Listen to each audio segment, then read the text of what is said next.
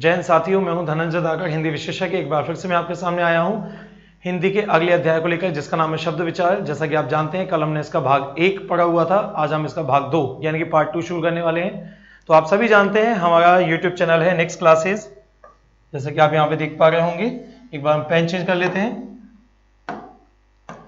जैसा कि आप देख सकते हैं, ये हमारा यूट्यूब चैनल है जिसका नाम है नेक्स्ट क्लासेस। तो आपको क्या करना है, जल्द से जल्द नेक्स्ट क्लासेस यूट्यूब पर सर्च करना है और यहाँ पर आके इसे सब्सक्राइब करना है।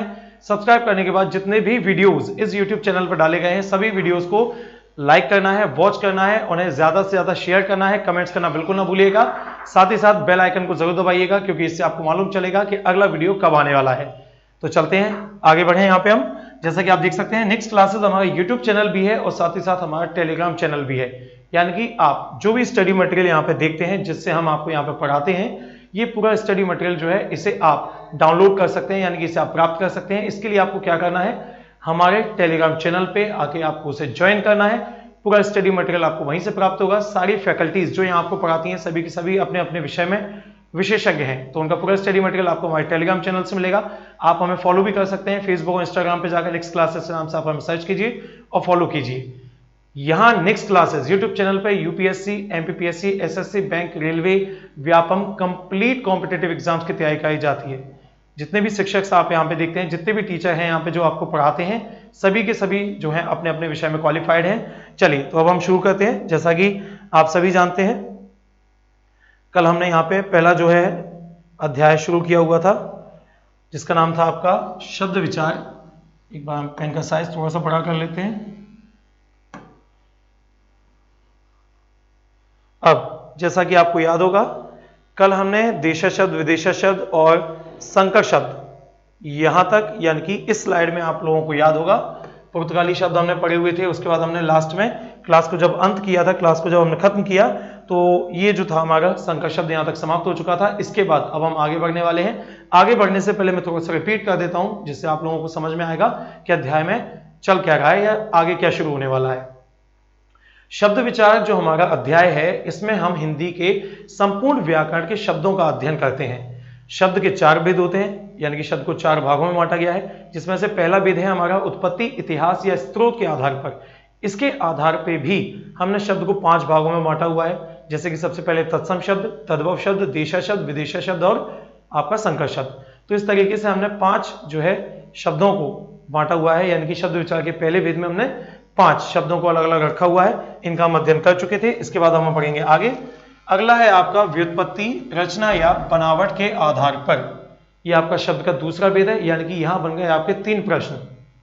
व्युत्पत्ति के आधार पर शब्द को कितने भागों में बांटा गया है, तो यहां पे हमारा है आंसर 3। रचना के आधार पर शब्द को कितने भागों में बांटा गया है, आंसर हो जाएगा 3। या बनावट के आधार पर शब्द को कितने भागों में बांटा गया है, तो हो जाएगा आपका 3। यानी कि इस व्यक्तिगत हेडिंग से ही आपके कितने प्रश्न बन गए, 3 प्रश्न बन जाएंगे यहाँ पे आपके। जैसा कि आप देख सकते हैं, सबसे पहला नाम यहाँ पे लिखा हुआ है रूट शब्द, ये पहला भेद होता है। दूसरा है आपका यौगिक शब्द, ये दूसरा भेद होता है। तीसरा है आपका यौगिक शब्द। तो व्युत्पत्ति, रचना या बनावट के आधार पर हमने शब्द को 3 भागों में विभाजित किया है। तीनों के नाम अभी हमने यहाँ पे देखे। चलिए, अब तीनों को हम यहाँ पे उदाहरण के साथ समझेंगे। सबसे पहले हम बात करते हैं रूट शब्द की। तो रूट शब्द क्या है? रूट शब्द वो शब्द होते हैं जिनका खंड करने पर दोनों खंडों का कोई अर्थ नहीं निकलता, उन्हें कहा जाता है रूट शब्द। जैसे कि आप देख सकते हैं परिभाषा में, जिन शब्दों का खंड करने पर दोनों खंडों का कोई अर्थ ना निकले, उसे क्या कहा जाता है, रूट शब्द कहा जाता है। यानी कि जब ये 2 खंड जो होते हैं, जब इनको हम विभाजित करते हैं, तो ये 2 अक्षरों में विभाजित हो जाते हैं। जैसे कि आप यहां देख सकते हैं, नीचे उदाहरण के तौर पर लिखा हुआ है वायु। तो वायु को हमने जब 2 भागों में बांटा, तो वा प्लस यू, इस तरीके से जो है आपका शब्द टूट जाएगा। अब शब्द जब 2 भागों में टूटा यहाँ पे, तो आप देख सकते हैं ये दोनों के दोनों यहाँ पे क्या हैं, ये अक्षर में विभाजित हो गया शब्द आपका यहाँ पे। तो वही हमने बताया हुआ है ऊपर, ऐसे शब्द जिनके खंड करने पर दोनों खंडों का कोई अर्थ ना निकले, अर्थात अक्षरों में विभाजित हो जाए, उसे क्या कहा जाता है, रूट शब्द कहा जाता है। उदाहरण के रूप में हम एक और यहाँ पे शब्द देखेंगे, जैसे कि लिखा हुआ है हवा। तो ह धन व, धन का मतलब होता है प्लस, यानी कि ये चिन्ह जो देख सकते हैं आप। तो हवा शब्द को हमने 2 भागों में विभाजित किया, और जब 2 भागों में उसको विभाजित किया, तो यहाँ पर दोनों भाग जो हैं आपके अक्षरों में विभाजित हो गए। ठीक, इसी तरीके से आप यहाँ पे देख सकते हैं लिखा हुआ है पानी। तो इसको यहाँ हमने विभाजित किया दो भागों में, तो ये भी आपका अक्षरों में विभाजित हो गया। तो ये है आपका रूढ़ शब्द, यानी कि ऐसे शब्द जिनके खंड करने पर दोनों खंडों का कोई अर्थ ना निकले, अर्थात दोनों खंड अक्षरों में विभाजित हो जाएं, उन्हें कहा जाता है रूढ़ शब्द। चलिए अब आगे बढ़ते हैं। अब आप यहां पे देख सकते हैं अगला है हमारा यौगिक शब्द। यौगिक शब्द क्या है? यौगिक शब्द उन्हें कहा जाता है जिनके खंड करने पर दोनों खंडों का अर्थ निकले, यानी कि सार्थक शब्द एक तरीके से हम कह सकते हैं, तो उन्हें कहा जाता है यौगिक शब्द। चलिए इसको समझ लेते हैं, उससे पहले परिभाषा को देखेंगे एक बार। जिन शब्दों का खंड करने पर दोनों खंड सार्थक हों, जैसा कि मैंने अभी आपसे कहा, तो उसे क्या कहा जाता है? यौगिक शब्द कहा जाता है। ठीक, अब यौगिक शब्द अर्थ की दृष्टि से स्वतंत्र नहीं होते। स्वतंत्र नहीं होते का मतलब क्या है? यानी कि इनको अलग अलग हम प्रयोग नहीं करते। चलिए देखते हैं। पहला उदाहरण हमारा लिखा हुआ है विद्यालय, तो विद्यालय में आप यहां देख सकते हैं विद्या प्लस आलय। अब विद्या का अर्थ होता है आपका शिक्षा, है ना, ज्ञान। आलय का मतलब होता है आपका, यहाँ पे थोड़ा सा मिसप्रिंट है, इसको हम ठीक कर लेते हैं। आलय का मतलब होता है घर। इसी तरीके से शिवालय तो शिव धन आलय, महात्मा तो महा प्लस आत्मा, प्रयोगशाला तो प्रयोग धन शाला। यानी कि यहां पर यौगिक शब्द में उन शब्दों को रखा जाता है जिनका खंड करने पर दोनों खंडों का अर्थ निकले, तो वो कहलाते हैं आपके यौगिक शब्द। चलिए बढ़ते हैं आगे। अच्छा, मैं आपको यहां पे एक अच्छी चीज बताना चाहूंगा कि आपसे प्रश्न किस तरीके से पूछे जाते हैं इनसे। जैसा कि आपको मैंने केवल ये शब्द लिख के दिया कि निम्नांकित में से रूढ़ शब्द कौन सा है। कहने का मतलब यह है आपको रूढ़ शब्द पूछा गया है, 4 ऑप्शंस आपको दिए जाएंगे, तो वहां पर आपको उस ऑप्शन को चुनना है, यानी कि उस ऑप्शन को चूज करना है जिसमें कुछ इस तरीके से परिभाषा बने कि शब्दों के खंड होने पर दोनों खंडों का अर्थ ना निकले, तो वही कहलाएगा आपका रूढ़ शब्द। या आपको इस तरीके से हवा लिख के दे दिया और पूछा गया कि हवा शब्द निम्नांकित में से किस जाति का शब्द है, तो यहाँ पे फिर आपको तत्सम शब्द, तद्भव शब्द, देशा शब्द, विदेश शब्द, इस तरीके से जो ऑप्शंस दिए जाते हैं, है ना। तो इस तरीके से यहाँ से प्रश्न पूछे जाते हैं। इसी तरीके से हम बात करें यौगिक शब्द की, तो यहाँ से भी आपसे ऐसे ही प्रश्न पूछा जाएगा। जैसे कि आपको दे दिया गया विद्यालय, अब आपसे पूछा जाएगा विद्यालय निम्नांकित में से किस प्रकार का शब्द है? रूढ़, यौगिक, यौरूढ़ या इनमें से कोई नहीं। तो आपका उत्तर क्या हो जाएगा? यहाँ पे यौगिक शब्द हो जाएगा। ठीक, तो इस तरीके से जो है हमें अपने प्रश्नों का उत्तर देना होगा। चलिए बढ़ते हैं आगे। अब यहां आप देखें अगली हेडिंग है आपकी यौगिक शब्द, यानी कि ये आपका तीसरा भेद है रचना, बनावट या व्युत्पत्ति के आधार पर। यौगिक शब्द का मतलब होता है ऐसे शब्द जिनके खंड करने पर दोनों खंडों का अर्थ तो निकले, साथ ही साथ संकेत किसी तीसरे व्यक्ति की ओर हो, तो उसे कहा जाता है यौगिक शब्द। यानी कि आसान भाषा में हम ये कह सकते हैं कि यौगिक शब्द के जो उदाहरण होते हैं वो बिल्कुल समान उदाहरण होते हैं, किसके? बहुव्रीहि के। यानी कि बहुव्रीहि समास और यौगिक शब्द दोनों के जो उदाहरण होते हैं वो एक समान होते हैं। चलिए देखते हैं। सबसे पहले परिभाषा को देखते हैं। जिन शब्दों के खंड करने पर दोनों खंडों का अर्थ निकले लेकिन वह तीसरे शब्द की ओर संकेत करें, तो उसे क्या कहा जाता है? यौगिक शब्द कहा जाता है। जैसे कि यहां पे लिखा हुआ है पंचानन, तो ये हो गया आपका पंच प्लस आनन। पंच मतलब 5, आनन मतलब मुख, और ये किसको संबोधित कर रहे हैं यहाँ पे? बजरंगी जी को, यानी कि हनुमान जी को। लंबोदर, लंब प्लस उदर अर्थात गणेश जी। चक्रपाणी, चक्र प्लस पाणी अर्थात विष्णु जी। इसी तरीके से दशानन में बन जाएगा आपका 10 धन आनन बराबर रावण। कहने का मतलब यह है कि शब्द आएंगे, शब्दों को 2 भागों में विभाजित किया जाएगा, दोनों का अर्थ भी निकलेगा, लेकिन संकेत किसी तीसरे व्यक्ति की ओर होगा। और यही बिल्कुल सेम परिभाषा, यानी कि समान परिभाषा किसकी होती है? बहुव्रीहि समास की होती है। तो बहुव्रीहि समास के उदाहरण और यौगिक शब्द के उदाहरण एक समान होते हैं। तो यहाँ पे आपका ये शब्द का दूसरा भेद भी समाप्त होता है। अब आते हैं हम व्याकरण या प्रयोग के आधार पर। यह आपका शब्द का तीसरा भेद है और इसके आधार पर शब्द को बांटा गया है 2 भागों में। कौन कौन से? सबसे पहले आता है विकारी शब्द, दूसरा आता है आपका अविकारी शब्द। ठीक, अविकारी शब्द को यहाँ पे एक अन्य नाम से और जाना जाता है, यानी कि इसे हम क्या कहते हैं? अव्यय भी कहते हैं। ठीक, तो ये हैं हमारे 2 भेद। अब इनका हमें अध्ययन करना है, तो सबसे पहले हम शुरुआत करेंगे विकारी शब्द से। विकारी शब्द क्या होते हैं? विकारी शब्द उन शब्दों को कहा जाता है जो लिंग, वचन या कारक के आधार पर परिवर्तित हो जाते हैं। ऐसे शब्द जो लिंग, वचन, कारक के आधार पर परिवर्तित हो जाते हैं उन्हें कहा जाता है विकारी शब्द, जैसा कि आप यहां देख सकते हैं। अब ऐसे कौन कौन से शब्द होते हैं जो परिवर्तित हो जाते हैं लिंग, वचन या कारक के आधार पर? तो आप देख सकते हैं यहां पे लिखा हुआ है संज्ञा, सर्वनाम, विशेषण या क्रिया। कहने का मतलब ये है कि विकारी शब्द के कितने भेद होते हैं? 4 भेद होते हैं। जैसा कि आप यहां देख सकते हैं ये लिखा हुआ है, विकारी शब्द जो होते हैं वो आपके 4 टाइप के, 4 प्रकार के होते हैं, संज्ञा, सर्वनाम, विशेषण और क्रिया। ठीक, अब बढ़ते हैं आगे। सबसे पहले यहां पे हम शुरुआत करेंगे किसकी? संज्ञा की। कि संज्ञा क्या है? संज्ञा बहुत ही आसान सा टॉपिक है एक, जो आपके इंग्लिश में भी आप पढ़ते हैं। तो संज्ञा को अब हम यहां पे समझने वाले हैं। संज्ञा क्या है? सबसे पहली बात तो यह है आप कि संज्ञा जो शब्द है आपका, संज्ञा जो शब्द है सम धन ज्ञा 2 शब्दों से मिलकर बना हुआ है। संज्ञा जो शब्द है वो सम धन ज्ञा 2 शब्दों से मिलकर बना है। ठीक, जिसका अर्थ होता है सम्यक ज्ञान, यानी कि पूरा ज्ञान। ठीक, जैसा कि आप देख सकते हैं यहां पर चलिए कोई बात नहीं, हमने यहां पे इसको ऐड नहीं किया है, तो यहां पे हम समझ सकते हैं संज्ञा जो शब्द है सम धन ज्ञान 2 शब्दों से मिलकर बना है, जिसका मतलब होता है सम्यक ज्ञान, यानी कि पूरा ज्ञान, कंप्लीट ज्ञान। अब संज्ञा को इंग्लिश में कहा जाता है नाउन। ठीक, तो अब नाउन क्या है या संज्ञा की परिभाषा क्या कहती है ये हमें समझना है। ठीक, तो जो भी वस्तु, जो भी चीज, कोई भी व्यक्ति, वस्तु या स्थान, कोई भी ऐसी चीज जिसे आप देख सकते हैं या जिसे आप महसूस कर सकते हैं, वो हर चीज क्या है? संज्ञा है। जैसे कि अभी आप मुझे देख पा रहे हैं, यानी कि मैं क्या हूं? संज्ञा हूं। संज्ञा का मतलब होता है किसी भी चीज का नाम, चाहे वो व्यक्ति हो, वस्तु हो या स्थान हो। ठीक, तो जैसे कि आप लोग मुझे देख पा रहे हैं तो मैं क्या हूं? मैं संज्ञा हूं। ठीक, अब जैसे हम बात करें हवा, तो हवा को आप नहीं देख सकते लेकिन आप उसे महसूस कर सकते हैं, यानी कि जो भी चीज हमें दिखाई देती है या महसूस होती है वो हर चीज क्या है? संज्ञा है, क्योंकि उसका कोई ना कोई नाम अवश्य होगा। ठीक, अब परिभाषा को देखते हैं। किसी व्यक्ति, वस्तु या स्थान के नाम को संज्ञा कहते हैं, जैसा कि मैंने अभी आपको बताया, अर्थात नाम का एक दूसरा नाम संज्ञा है। कहने का मतलब यह है, अब इस लाइन को हम थोड़ा यहां पे ध्यान से समझेंगे कि इसका मतलब क्या है। जैसे कि मैं मानव जाति का हिस्सा हूं, तो इस जाति का नाम क्या है? मानव। ये क्या हो गया? आपका पहला नाम हो गया जो हमारी जाति को दिया गया है।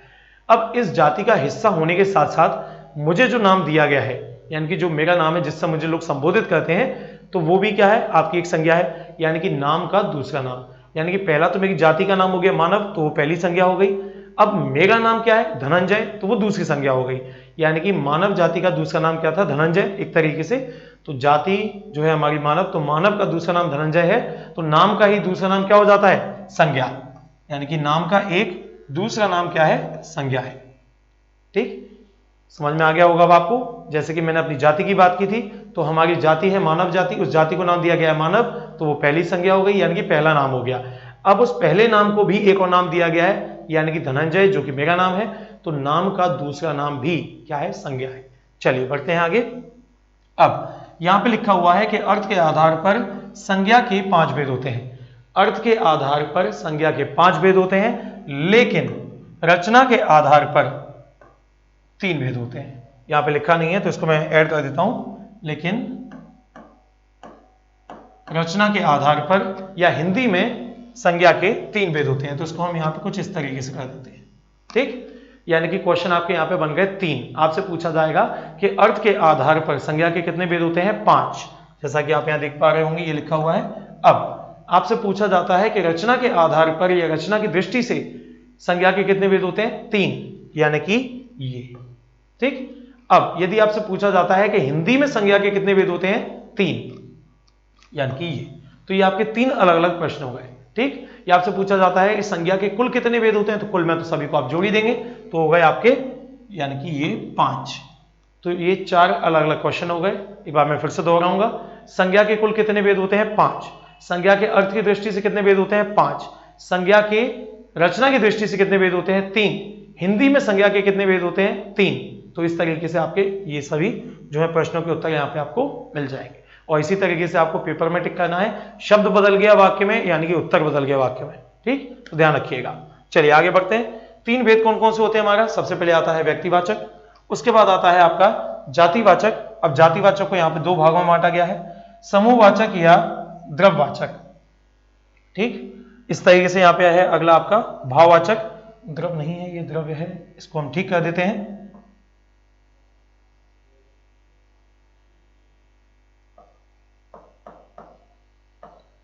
हम यहां पे ठीक कर देते हैं। तो ये आपके जो है कुल 5 भेद होते हैं, व्यक्तिवाचक, जातिवाचक, भाववाचक, समूहवाचक और द्रव्यवाचक।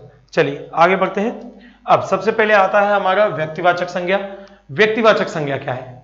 व्यक्तिवाचक संज्ञा का मतलब है किसी एक व्यक्ति, एक वस्तु या एक स्थान का नाम। ठीक, यानी कि किसी एक व्यक्ति की बात हो, एक वस्तु की बात हो या एक स्थान की बात हो, तो जब किसी एक चीज का नाम आएगा तो वो नाम किसके अंतर्गत रखा जाएगा? आपका व्यक्तिवाचक संज्ञा। यानी कि एक तरीके से देखें तो व्यक्तिगत, व्यक्तिगत का मतलब पर्टिकुलर। जब एक चीज की बात होगी, एक वस्तु हो, चाहे एक व्यक्ति हो, चाहे एक स्थान हो, तो उसके लिए हम किसका प्रयोग करते हैं? यानी कि उसको हम क्या कहते हैं? व्यक्तिवाचक संज्ञा कहते हैं। जैसा कि यहां देखेंगे, जिन संज्ञा शब्दों से एक व्यक्ति, वस्तु या स्थान का बोध हो उसे व्यक्तिवाचक संज्ञा कहते हैं। जैसा कि मैंने अभी आपसे कहा। अब जैसा कि उदाहरण आप यहां देख सकते हैं, लिखा हुआ है राम, गंगा, हिमालय, रामायण, भारत, हिंद, ये पूरा आपका एक ही है, हिंद महासागर। तो इस तरीके से यदि आप ध्यान दें तो ये किसी एक ही स्थान का नाम है, या एक ही वस्तु का नाम है, या फिर एक ही व्यक्ति का नाम है। ठीक, तो ये आपके सामने यहाँ पे लिखा हुआ है व्यक्तिवाचक संज्ञा। अब यदि हम बात करें जातिवाचक संज्ञा की, तो यहां पर अब क्या होता है? यहां पर जातिवाचक संज्ञा में किसी व्यक्ति, वस्तु या स्थान, यानी कि एक व्यक्ति, एक वस्तु या एक स्थान की बात नहीं होगी, संपूर्ण जाति की बात होगी। चलिए देखते हैं, जिन संज्ञा शब्दों से किसी एक व्यक्ति, वस्तु या स्थान का बोध ना होकर पूरी जाति का बोध हो। जैसा कि मैंने अभी आपको कहा था कि एक व्यक्ति, एक वस्तु या एक स्थान का ज्ञान ना होकर हमें समस्त जाति का ज्ञान हो, वही क्या है? आपका जातिवाचक संज्ञा है। ठीक, अब यहां पे आप देखें, लड़की, नदी, पर्वत, ग्रंथ, देश, शहर, समुद्र। तो ये कुछ ऐसे शब्द हैं जो किसी एक चीज का बोध हमें नहीं कराते, संपूर्ण जाति का बोध कराते हैं। एक बार फिर से देखिएगा, हमने बात की लड़की की, तो लड़की क्या है? मानव जाति की ही एक जाति है। मानव जाति में आपका जो है लड़का और लड़की, ये दोनों आ जाते हैं, तो लड़की क्या है? एक जाति हो गई। अब लड़की तो बहुत सारी हैं, तो ये क्या हो गया? आपका जातिवाचक हो गया। इसी प्रकार हमने बात कही नदी की, नदियां बहुत सारी हैं, तो नदी हो गया आपका। हमने कहा पर्वत, पर्वत बहुत सारे हैं। हमने कहा ग्रंथ, तो ग्रंथ बहुत सारे हैं। हमने कहा देश, बहुत सारे हैं। शहर, बहुत सारे हैं। या समुद्र, तो बहुत सारे हैं। यानी कि यहां पर वो शब्द आएंगे जो किसी एक व्यक्ति, वस्तु या स्थान का बोध ना कराकर संपूर्ण जाति का ज्ञान कराएंगे। चलिए बढ़ते हैं आगे। अब यदि हम बात करें तो इसमें और भी उदाहरण बन जाते हैं। चलिए एक बार पानी पी लेते हैं। जैसा कि आप देख सकते हैं, यहां पे और भी उदाहरण बन जाते हैं। निर्जीव वस्तुएं हैं, पदों के नाम है, या पशु पक्षियों के नाम है।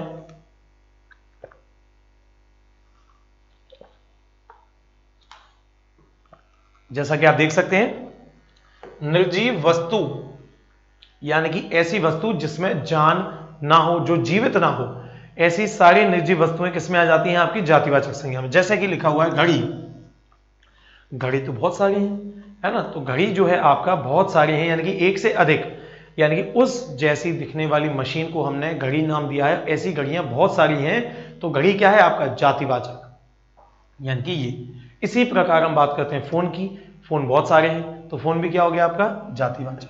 इसी प्रकार हमने बात की टेबल की, टेबल बहुत सारी हैं, तो ये भी आपका क्या हो गया? जातिवाचक। इसी तरीके से अब हम बात करते हैं पदों की, यानी कि जो पोस्ट होती हैं, तो वो भी आपकी किस में आती हैं? जातिवाचक। जैसे कि हमने लिखा शिक्षक, शिक्षक बहुत सारे हैं। या हमने बात की डीएसपी, बहुत सारे हैं। एसआई, डीएम या राष्ट्रपति, ये सभी जो पद हैं, ये सभी जातिवाचक संज्ञा में आते हैं, क्योंकि इनके जैसे और भी पोस्ट हैं और उन पे अलग अलग लोग काम करते हैं। तो ये जो है आपके पदों के नाम जो है, ये किस में आ जाएंगे? आपके जातिवाचक संज्ञा में। इसी तरीके से यदि अब हम बात करें पशु पक्षी के नाम, यानी कि पशु और पक्षियों को जो नाम दिए गए हैं, वो भी आपके जातिवाचक संज्ञा में आते हैं। कैसे? हमने बात की कौवा। अब आप सोच रहे होंगे कौवा तो हमने देखा हुआ है और कौवा तो एक ही होता है। तो कौवा की समस्त प्रजाति की हम बात करें, यानी कि उस जैसे दिखने वाले पक्षी की संपूर्ण जाति को हमने नाम दिया हुआ है कौवा, तो इसलिए हमने कौवा को किसमें लिखा हुआ है? जातिवाचक। हमने बात की कोयल, तो कोयल जैसी दिखने वाली पक्षी जितनी भी हैं, उनको हमने क्या नाम दिया हुआ है? जातिवाचक, यानी कि ये सब किसमें आ जाएंगे? आपके जातिवाचक में। इसी तरीके से तोता है, शेर है या गाय है, यानी कि ये जो जीव है इनकी जाति का नाम है। जैसे हमने कहा गाय की बात की, तो गाय बहुत सारी हैं, लेकिन उस जैसे दिखने वाले जानवर की प्रजाति को हमने क्या नाम दिया हुआ है? गाय नाम दिया हुआ है। तो इस तरीके से पशु पक्षी जो है, इनके नाम भी किसमें आ जाते हैं? आपके जातिवाचक में आ जाते हैं। अब आते हैं हम खिलाड़ियों के नाम। जो खिलाड़ी होते हैं जो अलग अलग खेलों को खेलते हैं तो उनके जो नाम होते हैं वो भी किस में आ जाते हैं आपके जातिवाचक में। जैसे कि धावक, धावक जो होते हैं यानी कि जो दौड़ने वाले लोग होते हैं, यानी कि जो दौड़ते हैं, है ना, प्रतिस्पर्धा में यानी कि कंपटीशन में, तो धावक एक खिलाड़ी का नाम है। अब धावक तो बहुत सारे हैं। इसी तरीके से आपका नाविक यानी कि नाव चलाने वाला, तो वो भी बहुत सारे हैं। इसी तरीके से हमने बात की क्रिकेटर, तो बहुत सारे हैं। तो जब भी कोई एक चीज हम यहाँ पे बात करें और उस जैसे और भी वस्तु या व्यक्ति या स्थान होंगे तो वो किस में आ जाएंगे आपके संपूर्ण जातिवाचक में। अब जातिवाचक के दो भेद हो जाते हैं। सबसे पहले आता है आपका जातिवाचक के कितने भेद होते हैं, तो आपके दो भेद हो जाते हैं। सबसे पहले आता है इसमें आपका समूहवाचक संज्ञा, कि समूहवाचक संज्ञा क्या है। अब समूहवाचक संज्ञा में हमने यहां पे बताया कि यहां पर आपके ऐसे शब्द आएंगे जो किसी समूह या संगठन का बोध कराएंगे। यानी कि समूहवाचक संज्ञा में हम उन शब्दों को रखते हैं जो किसी समूह का या संगठन का बोध कराते हैं। जैसा कि आप यहां देख सकते हैं, जिन संज्ञा शब्दों से किसी प्रकार के समूह या संगठन का बोध हो तो वो क्या कहलाते हैं, आपके समूहवाचक संज्ञा कहलाते हैं। ठीक। अब सेना, प्रेस, WHO, ये क्या है, ये वो शब्द हैं जो आपके समूहवाचक संज्ञा के अंतर्गत आती हैं। ठीक, तो जो ये जो आप देख सकते हैं सेना, प्रेस, WHO, कहने का मतलब ये है नाम एक होगा लेकिन उसके अंतर्गत कार्य करने वाले लोग बहुत सारे होंगे। ठीक, जैसे हमने बात कही पुलिस की, तो पुलिस उस सिस्टम का नाम है, उस सिस्टम में कार्य करने वाले लोग बहुत सारे हैं, वो एक समूह है ना। जैसे हमने बात की WHO, ये एक पूरा संगठन है, इसमें सदस्य देश बहुत सारे हैं, है ना। ऐसे ही हमने बात की UNO यानी कि यूनाइटेड नेशन ऑर्गेनाइजेशन, हिंदी में गए तो संयुक्त राष्ट्र संघ, जिसे अब UN भी कहा जाने लगा है। तो यहाँ पर आपके सदस्य देश जो है 193 है, यानी कि बहुत सारे हैं, है ना। तो UNO क्या है, संगठन है बहुत सारे देशों का। तो सीधी सी बात, नाम एक होगा, उसके अंदर लोग जो है बहुत सारे होंगे, इस तरीके से। तो वो क्या है आपका समूहवाचक संज्ञा। अब अगला है आपका द्रव्यवाचक संज्ञा, इसको हम ठीक कर लेते हैं। द्रव्यवाचक संज्ञा क्या होती है, तो द्रव्यवाचक संज्ञा उसे कहा जाता है जो नापतोल संबंधी वस्तुएं होती हैं, यानी कि ऐसी वस्तुएं जिन्हें नापा जाता हो या तोला जाता हो, ऐसी वस्तुएं जिन्हें नापा जाता हो या जिन वस्तुओं को तोला जाता हो, ऐसी सारी वस्तुओं के नाम द्रव्यवाचक संज्ञा में आ जाते हैं, यानी कि ये। ठीक, अब आगे देखेंगे। जैसे कि आप देख सकते हैं यहां पे हमने बात की किसकी, रसोई की, यानी कि रसोई घर में जो हम चीजें इस्तेमाल करते हैं, खाने पीने की जो चीजें होती हैं उन्हें जो हम इस्तेमाल करते हैं, तो वो द्रव्यवाचक का उदाहरण है। जैसे घी, तेल, पानी, शक्कर, गुड़। तो इनको हम नापते हैं या तौलते हैं, स्वाभाविक सी बात है। शक्कर को हम किलो में तौलते हैं, 1 किलो शक्कर, 2 किलो शक्कर। पानी को हम लीटर में नापते हैं, है ना। घी को हम तौलते हैं, है ना, 1 किलो घी, 2 किलो घी, है ना। या आपका हमने पानी की बात कर ली, तेल की हम बात करते हैं तो यहाँ पे भी 1 लीटर, 2 लीटर। तो ये वो शब्द हैं जिन्हें नापा या तोला जाता हो, यानी कि ये वो वस्तुएं हैं जिन्हें नापा जाता हो या तोला जाता हो, इसलिए इनको कहाँ रखा गया है, द्रव्यवाचक संज्ञा के अंतर्गत रखा गया है। अब आते हैं खनिज पे। खनिज मतलब ऐसी वस्तुएं जिन्हें पहाड़ से खोद कर निकाला जाता है। ठीक, तो सोना, सोना जो है आपने सुना ही होगा, खदानों से निकाला जाता है यानी खुदाई के माध्यम से। चांदी, लोहा, सोना है, चांदी है, लोहा है। लोहे को तौला जाता है, चांदी को तौला जाता है, सोने को तौला जाता है। तो ये सारी चीजें किसमें आ जाती हैं, आपकी द्रव्यवाचक संज्ञा में। अब हम बात करते हैं गैसेस की। कुछ गैसें होती हैं जो हमारे एटमॉस्फेयर में, एनवायरनमेंट में यानी पर्यावरण में पाई जाती हैं। तो हमारा जो वातावरण है वो कुछ गैसेस से भरा हुआ है, तो वो हम यहाँ पे देखेंगे क्या है। तो ऑक्सीजन है, नाइट्रोजन है, कार्बन डाइऑक्साइड है। ये सारी चीजें आपकी जो है, यानी कि ये सारी गैसेस जो हैं आपकी, इनको भी नापा जाता है। जैसे कि आप लोगों ने बचपन में पढ़ा होगा स्कूल में कि हमारे एटमॉस्फेयर में ये गैस इतनी परसेंटेज है, ये गैस इतनी परसेंटेज है, तो उसका पता कैसे चला, उसे नापा गया, है ना। तो ये सारी चीजें किसमें आ जाती हैं, आपकी द्रव्यवाचक संज्ञा में। अब बढ़ते हैं अगले पे हम, जिसका नाम है भाववाचक संज्ञा। अब भाववाचक संज्ञा क्या होती है, जैसा कि मैंने आपको शुरुआत में बताया था, ऐसी चीजें जो हमें ना तो दिखती हों, ना जिन्हें हम छू सकें, केवल जिन्हें हम महसूस कर पाएं, उन्हें कहा जाता है भाववाचक संज्ञा, यानी कि ये।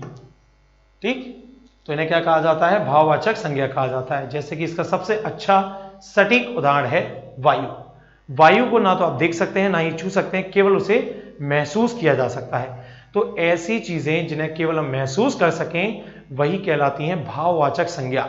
नाम से आप समझ सकते हैं भाववाचक, भावना, फील, तो वही है आपका भाववाचक संज्ञा। अब जैसा कि यहां आप देखें लिखा हुआ है दर्द, भूख, प्यास, क्रोध, अहंकार, गर्व, नफरत, वायु, प्राण, प्रेम, गौरव, धैर्य, शौर्य, या फिर आप देख सकते हैं यहाँ पे ये काफी सारे शब्द लिखे हुए हैं। अब जैसे हमने यहाँ पे बात कही प्यास की, तो प्यास हमेशा महसूस होती है, कभी दिखती नहीं है, ना आप उसे छू सकते हैं। इसी तरीके से हमने बात की यहाँ पे वायु की, तो वायु हमें ना तो दिखती है ना ही हम उसे छू सकते हैं, केवल महसूस किया जा सकता है। इसी तरीके से प्रेम, प्रेम हमेशा महसूस होता है, ना तो हम उसे देख सकते हैं ना ही उसे हम छू सकते हैं। इसी तरीके से आपका अहंकार, अहंकार भी हमें महसूस होता है सामने वाले व्यक्ति की बातों से। तो ये सारे जो शब्द हैं जो आपके सामने यहाँ लिखे हुए हैं, ये किसके अंतर्गत आ जाते हैं? आपके भाववाचक संज्ञा के अंतर्गत आ जाते हैं। ठीक, लेकिन अब यदि हम बात करें क्या इनके अलावा और भाववाचक संज्ञा नहीं हो सकती हैं? बिल्कुल हो सकती हैं। जातिवाचक संज्ञा जो होती है, यदि उसमें हम कुछ प्रत्यय जोड़ दें, प्रत्यय यानी कि वे शब्दांश जो किसी शब्द के पीछे जोड़कर उसका अर्थ बदल दें, ठीक, तो वो कहलाते हैं आपके प्रत्यय। वह शब्दांश जिसके पीछे, मतलब वह शब्दांश जो किसी शब्द के पीछे जोड़ दें, जैसे हम और से जो है आपका नया शब्द निर्मित हो जाए, तो वही आपका क्या कहलाता है? प्रत्यय कहलाता है। ठीक, अब जातिवाचक संज्ञा जैसे कि हमने कहा मानव, ठीक, लड़का, लड़की, ये सब क्या है? जातिवाचक के उदाहरण है। यदि इनके पीछे हम पीछे क्या जोड़ दें? यहाँ पे कुछ प्रत्यय जोड़ दें। कुछ प्रत्यय का मतलब केवल ये जो आप यहाँ देख पा रहे होंगे, ये कुछ प्रत्यय हैं, यदि आप इन्हें जोड़ देते हैं तो वो जातिवाचक संज्ञा किसमें बदल जाएगी? आपकी भाववाचक संज्ञा में। अब यदि हम सर्वनाम की बात करें, सर्वनाम में हम कुछ प्रत्यय जोड़ देते हैं या विशेषण में या क्रिया में, तो भी, यानी कि सर्वनाम, विशेषण और क्रिया में प्रत्यय जोड़कर भी आपकी भाववाचक संज्ञा बनाई जा सकती है, बनाई जाती है। ठीक, लेकिन प्रत्यय आपके केवल यही होंगे जो आपके यहाँ सामने लिखे हुए हैं, जैसे कि लिखा हुआ है आस, आई, ता, त्व, आवट, आहट, पापन, ई, ये जो आपके प्रत्यय हैं इन्हीं के माध्यम से जो है आपका ये होगा। चलिए अब आगे बढ़ते हैं, कुछ एग्जाम्पल देखते हैं हम। यहाँ पे लिखा हुआ है लड़का धनपन, तो बन गया आपका लड़कपन। लड़का जातिवाचक संज्ञा है, पन आपका क्या है? प्रत्यय है, दोनों का आपस में मेल हुआ, बन गया लड़कपन। अब लड़कपन का क्या है? जैसे कि आप कहते हैं ना अभी इसमें लड़कपन बाकी है, यानी कि किसी व्यक्ति की आप हरकतों से, उसके कर्म करने के तरीके से, चाहे वो कितना ही वृद्ध क्यों ना हो, उसमें कहते हैं अभी भी इसमें बचपना है, लड़कपन है, तो वही क्या है? वो चीज आपने देखी नहीं, महसूस की। अब आप कहें कि वो चीज हमें दिखाई दी, तो दिखाई नहीं देती, वो चीज महसूस होती है। ठीक, इसी तरीके से आपका बच्चा धनपन, तो बन जाएगा बचपन। बच्चा क्या है? जातिवाचक संज्ञा, पन आपका क्या है? प्रत्यय, तो बन जाएगा आपका बचपन। अब आप कहेंगे बचपन तो दिखाई देता है, बचपन दिखाई नहीं देता, बचपन हमें महसूस होता है। वही सेम उदाहरण आपका, जैसे कि किसी वृद्ध व्यक्ति को आपने बच्चों जैसी हरकतें करते हुए देखा, तो आपने क्या कहा? इसमें भी बचपना बाकी है, तो वही क्या है आपका?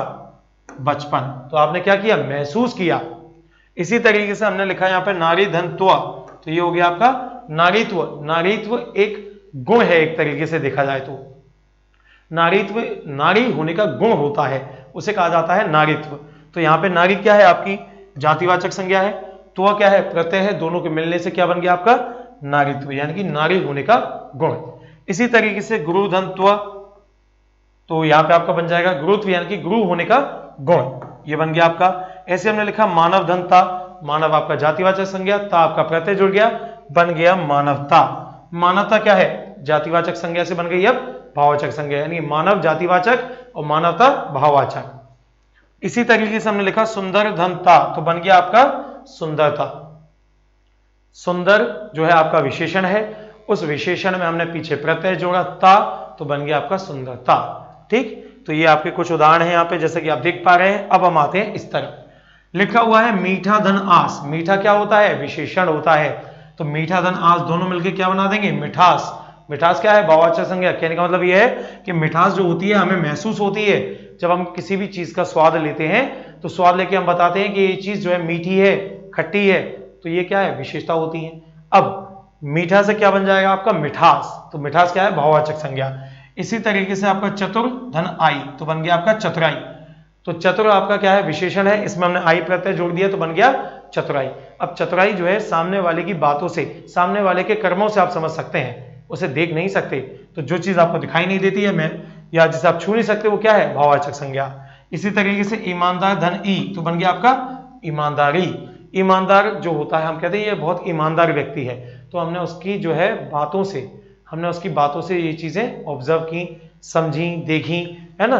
तो ईमानदार धन ई से क्या बन गया आपका, ईमानदारी बन गया। ईमानदारी कभी दिखाई नहीं देती, ईमानदार क्या है आपका विशेषण है।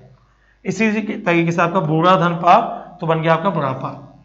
ये उदाहरण बहुत अच्छा है आप लोगों को समझाने के लिए और ये इंपॉर्टेंट भी है। अब जैसे कि आप किसी बुजुर्ग व्यक्ति को देखते हैं तो आप कहते हैं इनका बुढ़ापा आ गया, लेकिन ये बात आप नए लोगों से, जवान लोगों से भी तो कहते हैं कि इनका तो बुढ़ापा आ गया। अगर कोई व्यक्ति सुस्ती से कार्य करता है या थका हुआ कार्य करता है यानी कि वो, तो हम कहते हैं कि इनका तो बुढ़ापा आ गया अभी से। तो हमने क्या किया, उनके कर्मों से, उनकी हरकतों से महसूस किया, तो ये बुढ़ापा क्या है आपकी भाववाचक संज्ञा। इसी तरीके से हमने यहाँ लिखा हुआ है मिल धन आवट, यानी कि मिल मतलब होता है मिलाना, तो मिल प्लस आवट, मिल क्या है अब आपकी ये क्रिया है, मिल मतलब मिलाना, तो मिल प्लस आवट मिलावट। अब मिलावट जो है महसूस होती है, यानी कि मिलावट को हम भले ही देखते हैं लेकिन वो दिखती नहीं है, हम उसको देखकर महसूस करते हैं कि हाँ चीज मिला दी गई है इसमें, है ना। तो ये सारे शब्द जो हैं आपके ये हो जाते हैं आपके भाववाचक में। अब यहाँ पे अब हम सीधे शुरू करेंगे आपका सर्वनाम। सर्वनाम जो है आपका विकारी शब्द का दूसरा भेद है। सर्वनाम जो शब्द है दो शब्दों से मिलकर बना है, सर्वधन नाम, यानी कि सबका नाम, यानी कि ऐसे शब्द जो सबके नाम के स्थान पर प्रयोग किए जा सके उन्हें कहा जाता है सर्वनाम। ठीक, अब इसको शुरू करने से पहले हम 1 मिनट के लिए थोड़ा सा रोकेंगे यहां पर, फिर इसको स्टार्ट करते हैं।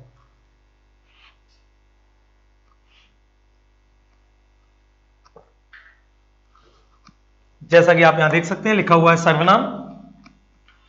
एक बार मैं इसको ठीक कर लेता हूं।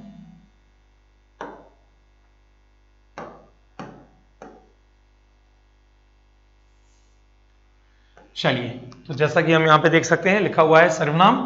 सर्वनाम जो शब्द है दो शब्दों से मिलकर बना हुआ है, सर्व प्लस नाम। सर्व का मतलब होता है सबका, नाम तो आप जानते ही हैं यानी कि संज्ञा।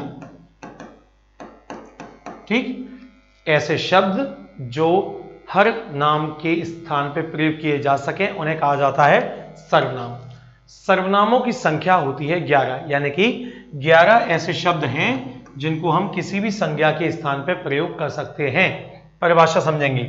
विकारी शब्द, यहां पे आप देखिए लिखा हुआ है, वे विकारी शब्द जो संज्ञा के लिए या संज्ञा की जगह है, संज्ञा के लिए या संज्ञा की जगह प्रयोग में लाए जाएं तो वे क्या कहलाते हैं आपके सर्वनाम कहलाते हैं। जैसा कि आप देख पा रहे होंगे, जैसा कि मैंने अभी आपसे कहा, ऐसे शब्द जो संज्ञा के लिए या संज्ञा की जगह प्रयोग किए जाते हैं उन्हें क्या कहा जाता है, सर्वनाम कहा जाता है। इनकी संख्या कितनी होती है, 11 होती है, जैसा कि अभी मैंने आपको थोड़ी देर पहले बताया था।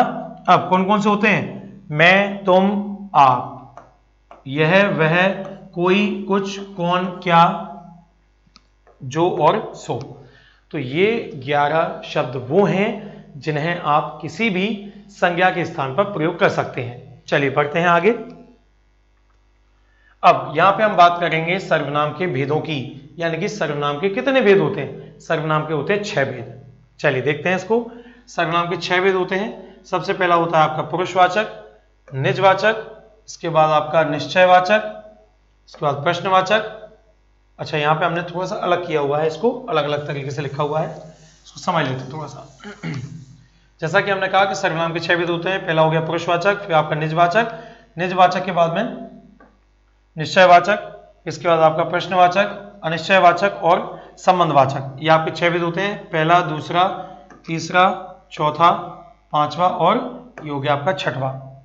तो ये आपके 6 भेद होते हैं। लेकिन पुरुषवाचक के यहाँ पे आपके 3 भेद हो जाते हैं, उत्तम पुरुष, मध्यम पुरुष और अन्य पुरुष, जिसे आप इंग्लिश में कहते हैं फर्स्ट पर्सन, सेकंड पर्सन और थर्ड पर्सन। चलिए, तो पहले भेद से ही शुरू करेंगे। सबसे पहले हम बात करेंगे पुरुषवाचक सर्वनाम की। नाम से समझ सकते हैं पुरुषवाचक यानी कि सजीव के लिए इसका प्रयोग किया जाएगा। सजीव का मतलब लिविंग, जो जीवित हो। तो पुरुषवाचक सर्वनाम का प्रयोग किया जाता है केवल जीवित चीजों के लिए, यानी कि जीवित लोगों के लिए। तो अब इसके कितने भेद हो जाते हैं आपके 3। इसके भी 3 भेद हो जाते हैं, जैसा कि इससे पहले आपने देखा। सबसे पहला होता है उत्तम पुरुष। तो उत्तम पुरुष क्या है, पहले हम इसको समझेंगे। उत्तम पुरुष को हम वक्ता कहते हैं। वक्ता का मतलब होता है बोलने वाला। जैसे कि मैं अभी आप लोगों के सामने यहाँ पे बात कर रहा हूं, अपने विचारों को प्रकट कर रहा हूं, तो मैं क्या हूं, वक्ता हूं। वक्ता ही उत्तम पुरुष कहलाता है और वक्ता अपने आप को दो शब्दों से संबोधित करता है, मैं और हम। कहने का मतलब यह है, इसको मैं यहां लिख लेता हूं,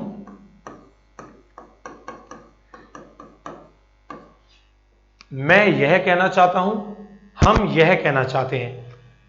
कहने का मतलब यह है कि वक्ता केवल अपने लिए इन दो शब्दों का ही प्रयोग करेगा। ठीक। अब इसके बाद आता है आपका मध्यम पुरुष। मध्यम पुरुष मतलब होता है वह व्यक्ति जो होता है श्रोता, यानी कि सुनने वाला। यानी कि अभी आप मेरी बातों को सुन रहे हैं तो आप क्या हैं? श्रोता हैं। तो जो सुनने वाला व्यक्ति होता है वो कहलाता है मध्यम पुरुष। अब यदि मैं आपको संबोधित करूंगा तो दो शब्दों से करूंगा, तुम या आप। यानी कि मैं आपसे बात करता हूं तो मैं आपसे कहूंगा तुम सुनो या आप सुनो। इस तरीके से मैं दो शब्दों का प्रयोग करूंगा, तुम और आप। यानी कि ये लिखा हुआ है तुम, ये लिखा हुआ है आप, इस तरीके से। ठीक। यहां पे आप देख सकते हैं आपका उत्तम पुरुष जो होता है वो होता है मैं और हम।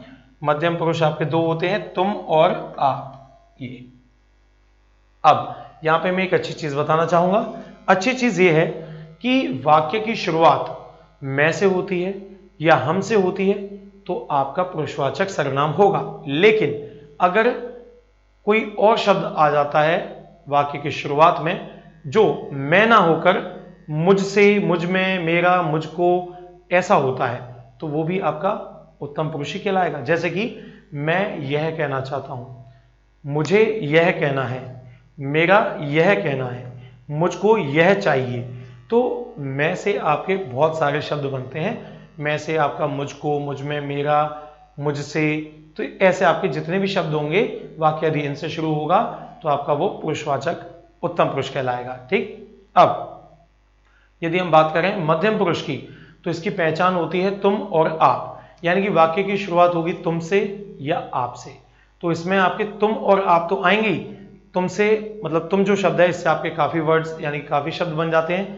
तुम, तुमसे, तुमने, तुम्हारा, तुमको, तुम्हारे लिए। तो ऐसे जितने भी शब्द हैं ये आपके यदि वाक्य में आते हैं तो उत्तर हो जाएगा मध्यम पुरुष। ठीक। आपको, आपसे, आपने, आपका, आपकी, तो ये जो शब्द हैं आपके ये सब आपसे शुरू होते हैं। तो ये जितने भी शब्द हैं ये किस में आ जाएंगे? आपके मध्यम पुरुष में आ जाएंगे। ठीक। तो हमें याद रखना है कि मैं और हम, तुम और आप, इनसे और कौन कौन से शब्द बनते हैं और उनका यदि वाक्य में प्रयोग होगा तो उन्हें क्या कहेंगे? हम उन्हें केवल हम क्या कहेंगे? जैसे मैं और हम से वाक्य शुरू हुआ या उनसे संबंधित शब्दों से शुरू हुआ तो उत्तम पुरुष, तुम और आप या उनसे संबंधित शब्दों से वाक्य शुरू हुआ तो उत्तम पुरुष, सॉरी मध्यम पुरुष। अब आगे बढ़ते हैं। अगला है आपका अन्य पुरुष। अन्य पुरुष क्या है? अन्य पुरुष वह व्यक्ति होता है जिसके बारे में वार्तालाप हो रहा हो। यानी कि आप और मैं, हम आपस में मिलकर जिस तीसरे व्यक्ति की बात कर रहे हैं तो वही क्या कहलाता है? आपका अन्य पुरुष कहलाता है।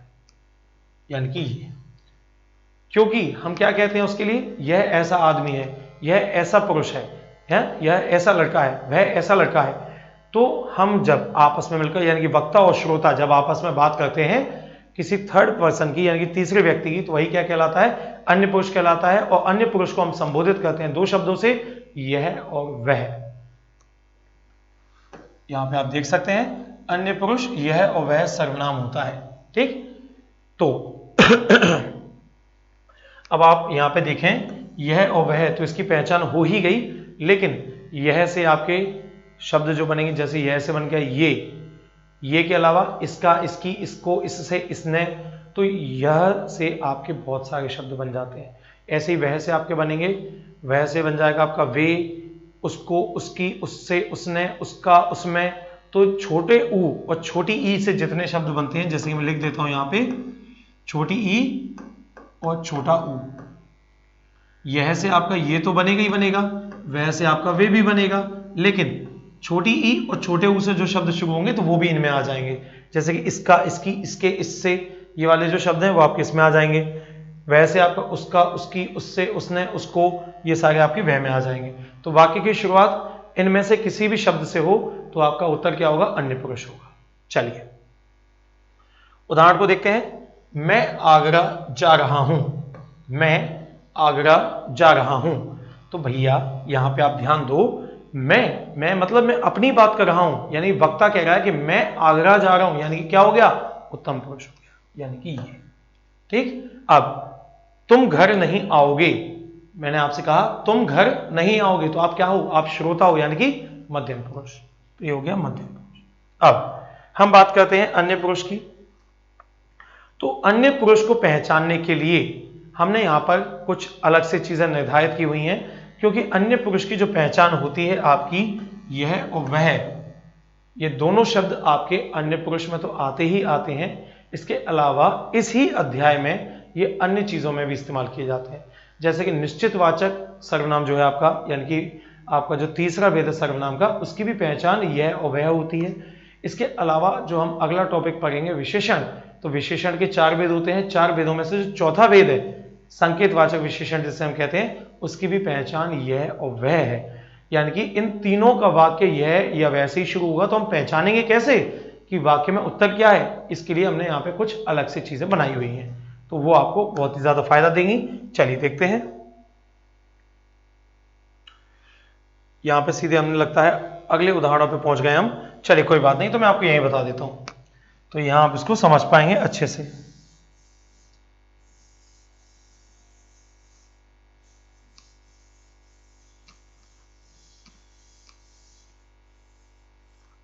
चलिए, तो मैं यहां पे आपको कुछ नियम लिख के बता देता हूं। वाक्य की शुरुआत यह से हो या वह से हो, वाक्य की शुरुआत में या तो यह आएगा या वह आएगा, उसके बाद में संज्ञा का इस्तेमाल ना किया गया हो, यह आपका नियम है।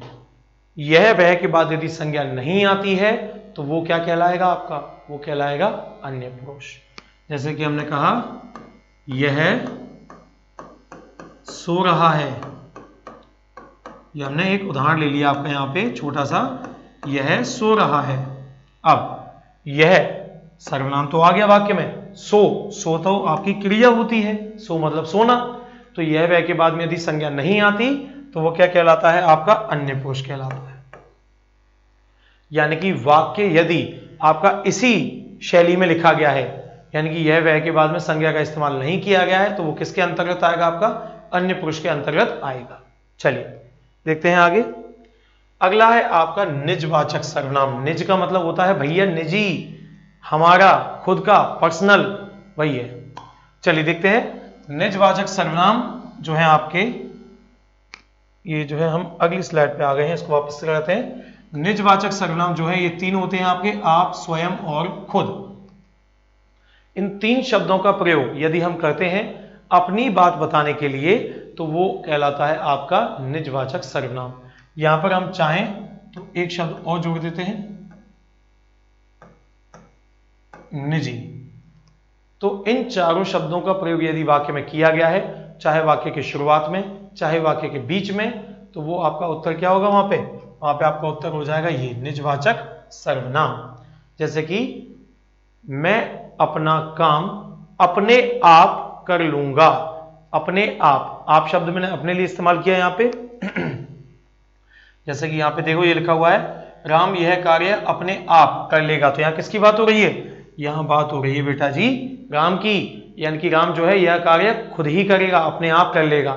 ठीक, तो ये हो गया आपका निजवाचक। मैं आगरा खुद चला जाता हूं, तो यहां पे मैं अपनी बात कर रहा हूं, मैं आगरा खुद चला जाता हूं, तो खुद शब्द का इस्तेमाल मैंने अपने लिए किया, तो ये आपका खुद और आप, ये क्या हो गया आपका, ये हो गया निजवाचक। इसी तरीके से मैं स्वयं पढ़ लूंगा, तो यहां पे भी मैं किसकी बात कर रहा हूं, खुद की बात कर रहा हूं, स्वयं की बात कर रहा हूं, मैं स्वयं पढ़ लूंगा, तो स्वयं शब्द क्या है आपका, निजवाचक, तो ये इस तरीके से आपका बन जाएगा। या मैंने कहा निजी के लिए, जैसे मैं निजी शब्द का यहां पे इस्तेमाल करता हूं, मोहन की यह निजी कार है, मोहन की यह निजी कार है, तो निजी का मतलब क्या है, मोहन की स्वयं की है। तो इस तरीके से जो है आपका ये हो जाता है क्या, निजवाचक सर्वनाम।